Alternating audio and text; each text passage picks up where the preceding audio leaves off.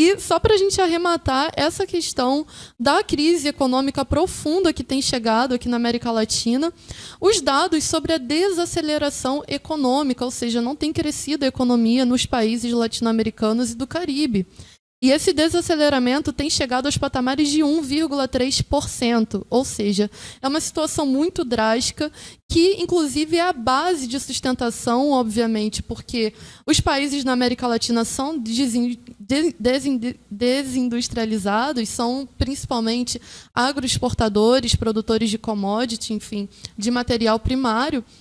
e isso reflete e impacta diretamente na crise política, na crise social e na crise militar que tem impactado esses países. Só para a gente ter noção, segundo dados divulgados pelo Latino Barômetro,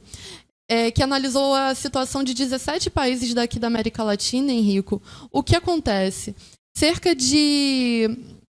20 presidentes não conseguiram concluir os seus mandatos, 21 presidentes foram condenados por corrupção dentre esses 17 países, e eles categorizam que a América Latina passa por um fenômeno chamado recessão democrática. Ou seja, a instabilidade política é tão elevada que a linha tênue entre a velha democracia via parlamentar e o estabelecimento de regimes de extrema-direita ou golpes militares tem ficado, na verdade, muito fina. Ou seja, isso tem acontecido com muita facilidade, tem acontecido com muita frequência, inclusive. E vale dizer aqui que o que tem acontecido, que eles apontam também, além desses casos de presidentes presos por corrupção ou que não chegaram a concluir o seu mandato por conta de golpes militares, acontece o caso de presidentes como o próprio Guilherme Lasso, que concentram cabalmente a centralização política, concentram o poder político no executivo para conseguir garantir ali algum arremedo de estabilidade política no velho Estado desses países. E aí conseguem passar as suas reformas draconianas, como foi o caso da reforma tributária, que foi passada mediante um decreto. E para a gente concluir aqui,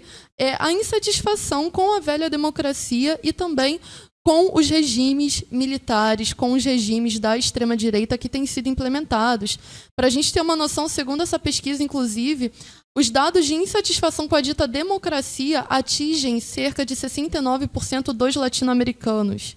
enquanto a aversão a golpes militares e regimes militares na América Latina atinge os patamares de 61% nos latino-americanos e entre os brasileiros 63%. Ou seja, as pessoas elas não têm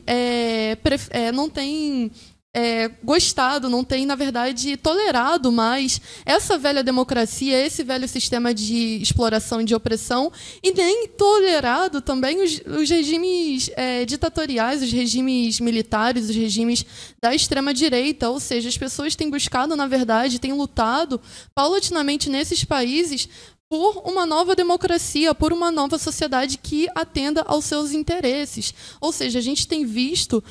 pulular na América Latina nos últimos anos, principalmente nos últimos 10 anos, com as jornadas de 2013, com as jornadas lá no Chile, que culminaram em 2019, numa grande manifestação popular no Chile. Em outros países também, como o próprio Equador, na Colômbia, na Bolívia, a explosividade das massas tem crescido e tem mostrado que, na verdade, as massas elas não têm tolerado mais essa velha democracia, essa velha ordem de exploração e de dominação das classes dominantes e, portanto, essas massas têm ido à luta para garantir uma nova democracia. E vale a gente dizer aqui, e para concluir,